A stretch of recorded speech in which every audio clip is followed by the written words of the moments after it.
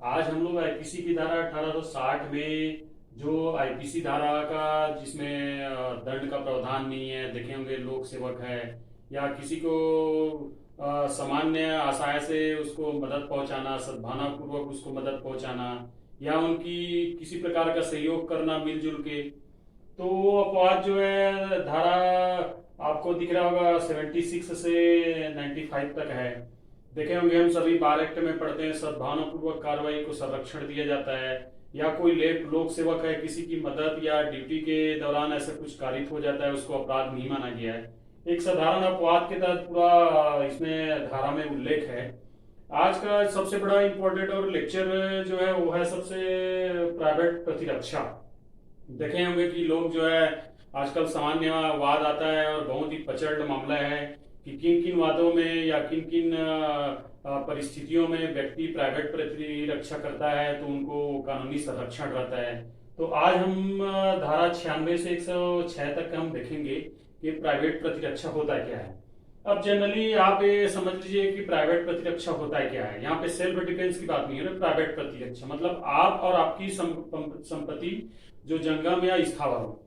तो जनरली इसमें देखा जाता है कि किसी व्यक्ति की उसकी शरीर या उसके जंगम या स्थावर संपत्ति को कोई हानि कर रहा हो या सुखाधिकार को वंचित कर रहा है या कोई उल्लंघन कर रहा है, अतिक्रमण कर रहा है, उसमें बेवजह कब्जा कर रहा है,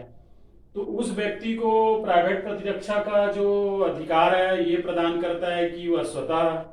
या समाज के अन्य लोगों की मदद के सहायता से या सहयोग से या कानून की सहायता से उस जो अपराधकारी जो कृत्य है या न्यूसेंस है उसको हटा सकता है वो। ये इसमें ऐसा बताया है, लेकिन इसमें बशर्ते ऐसा है कि आप प्राइवेट प्रतिरक्षा कर रहे हैं और किसी को इतना घोर उपहति या मृत्युकारी या इतना भय उत्पन्न नहीं कर दे कि वह जो एक अलग क्राइम बन जाएगा। इसमें आपको अपनी प्राइवेट प्रतिरक्षा में उतना ही बल प्रयोग करना पड़ेगा जितना सामने के द्वारा कारित हो आपके ऊपर। लेकिन ये युक्त प्रतिबंध हम 96 से 106 तक हम बारी बारी पढ़ेंगे कि उसमें किन किन परिस्थितियों में आपको प्राइवेट प्रतिरक्षा का हम लोग देख रहे हैं कि प्राइवेट प्रतिरक्षा में यहाँ से धारा 96 से लेके आपको प्रारंभ होगा और 106 तक हम चलेंगे। तो प्राइवेट प्रतिरक्षा होता क्या है, जैसे बताया गया है उसमें कि यदि आपके शरीर के विरुद्ध या स्थावर या जंगम संपत्ति के विरुद्ध कोई अपराध करता है, सुखाधिकार को छीनता है या फिर आपके हमला या फिर ऐसे घोर उपति मृत्यु कारित या जंगम स्थावर में चोरी रिष्टी डकैती लूट इत्यादि वो करता है, तो आपको अधिकार है प्राइवेट प्रतिरक्षा करने का, उसको अपराध नहीं माना गया है। ये आपको 96 धारा में बताया गया है। अब आगे चलते हैं। धारा 97 में बताया गया कि यदि व्यक्ति के, जैसे हमने बताया कि व्यक्ति के शरीर के विरुद्ध कोई मार पीट रहा है, उसको हमला कर रहा है या फिर उसको मृत्युकारी या घोर उपहति कार्य कर रहा है के संबंध में या फिर स्थावर या जंगम संपत्ति के संबंध में जो आपको दिया गया है जो अपराध, जो आईपीसी धारा 378 380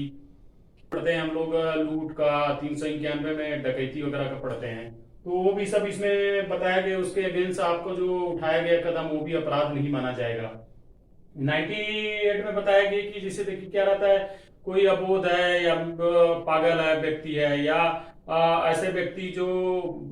भूलवश अपराध हो जा रहा है, उनसे अगेंस्ट आप वो कुछ ऐसा सेल्फ डिफेंस अपनी प्राइवेट प्रतिरक्षा में कदम उठाते हैं या फिर उनको हटाने का प्रयास करते हैं, वो भी उसमें माना जाएगा कि प्राइवेट प्रतिरक्षा के तहत अपराध नहीं है। लेकिन देखिए क्या 99 में थोड़ा सा उस चीजों को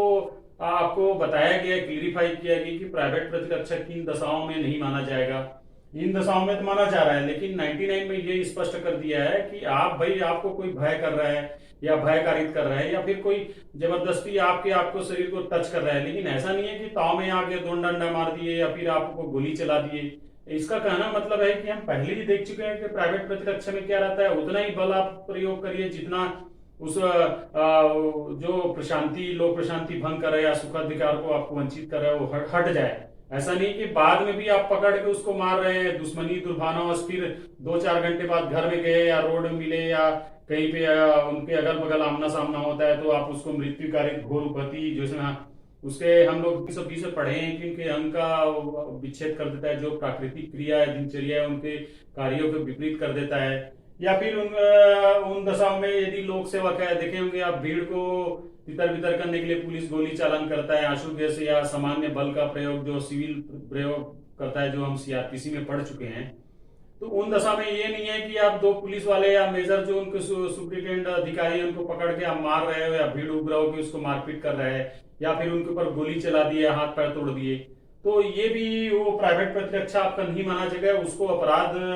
के तहत माना जाएगा। तो थोड़ा सा इसमें क्या है, उस चीजों को ये 96, 97, 98 में बताया गया है। 99 में उस चीज को डिफाइन किया गया कि किन दशाओं में प्राइवेट प्रतिरक्षा नहीं होगा। और हम आगे 100 से देखेंगे कि लगातार किन किन दशाओं में अपराध को भी प्राइवेट प्रतिरक्षा माना। 100 में क्या चीज बताया गया है कि प्राइवेट प्रतिरक्षा के दौरान मृत्यु कारित होने का अपराध नहीं माना जाएगा। देख रहे हैं कि 100 में क्या की चीज बताया है। इसमें 1 से 7 उपधारा तक इसको निर्दिष्ट किया गया है। यदि प्राइवेट प्रतिरक्षा के दौरान यदि कोई मृत्यु कारित हो रहा हो, आपको गोली मार रहा हो या फिर आपकी हत्या करने की कोशिश कर रहा हो, उस दौरान आप प्राइवेट प्रतिरक्षा कर रहे हैं, तो 100 में बताया गया कि यदि प्राइवेट प्रतिरक्षा के दौरान किसी की मृत्यु हो जाती है तो उन दशा में अपराध नहीं माना जाएगा। यदि आपको दिख रहा होगा यदि मृत्यु के लिए आपके ऊपर अपराध कर रहा हो, आपको गोली मार रहा हो या तलवार लेके आपके ऊपर मारने को दौड़ रहा हो, उन दशा में जो धारा 302 के तहत यदि मृत्यु भी आपको कर देता है तो, और हमला करता है 350 के तहत, संप्रहार करता है 351 के तहत,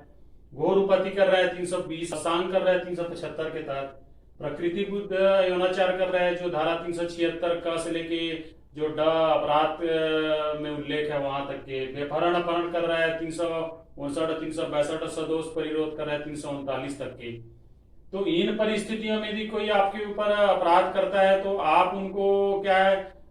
उस दौरान यदि प्राइवेट प्रतिष्ठिता में उसके सामने वाले की मृत्यु भी हो जाती है तो उसको अपराध नहीं माना गया, ऐसा इसमें बताया गया है। लेकिन देखिए 101 में ये बताया गया है कि थोड़ा सा, जैसे 99 में हम लोग पढ़े थे उसमें, तो 101 में ये बताया कि भाई प्राइवेट प्रतिरक्षा के दौरान आपको ऐसा नहीं है कि वो भय उत्पन्न कर दिया, दूर से ही लहरा रहा है और आप उनको उठा गोली मार दिए, लेकिन वो यदि आपको गोली मार रहा है तो आपको भी अधिकार है प्राइवेट प्रतिरक्षा का। यदि सामने वाले की मृत्यु हो जाती है तो इससे वो अपराध नहीं माना जाएगा, 101 में बताया। 102 में ये बताया कि आपको प्राइवेट प्रतिरक्षा का अधिकार तब तक रहेगा जब तक कि वह संकट समाप्त न हो जाए। जब तक संकट समाप्त नहीं होता तब तक आपको उस चीज के लिए एक्टिव रहने का अधिकार, विधिक अधिकार दे रहे हैं। लेकिन ऐसा नहीं है कि यदि संकट समाप्त हो गया 2-4 दिन बाद आप दुश्मनी, दुर्भावना या बदले के भावना से उनको मारपीट कर रहे हैं या फिर उनको उनका आप अपंग कर रहे हैं, तो वो फिर प्राइवेट प्रतिरक्षा में नहीं माना जाएगा। मतलब संकट आपका हट गया या वो सॉल्यूशन हो गया, संकट का खात्मा हो गया, उसके बाद आप लेंगे तो बदले और दुर्भावना का रूप होगा। तो ये 101 आगे हम लोग देखते हैं 104 है। तो धारा 104 ये बोलता है कि ऐसी प्रतिरक्षा जो धारा 101 में जो आपको दिख रहा होगा उल्लेख है, मृत्यु कारक के नहीं है या हिंसा कर रहा है, वो हिंसा चरम सीमा में है या ऐसी गतिविधियां कर रहा है जिससे भीड़ को उकसा रहा है आपको मारने के लिए या आपको अन्य आपके जो विधिक अधिकार है, सुखाधिकार को समाप्त करने के लिए, तो प्रोक भी कर रहा है, दुष्प्रेरक भी बन रहा है और ऐसा हिंसक गतिविधि हो रहा है, तो उसमें क्या है, आप हवाई फायर कर सकते हैं या सामने वाले को ऐसा कोई जो मृत्यु कारित हो सकता है, उस हद तक आप प्रतिरक्षा करने का अधिकार इनमें 104 में दिया गया है। 105 में जैसे आप देख रहे होगा कि संपत्ति से संबंधित प्रतिरक्षा चाहे स्थावर हो या जंगम हो, लेकिन वो संपत्ति का जैसे चोरी हो गया, डकैती, लूट हो गया और आपको पता ही नहीं है कौन किया है, क्या किया है,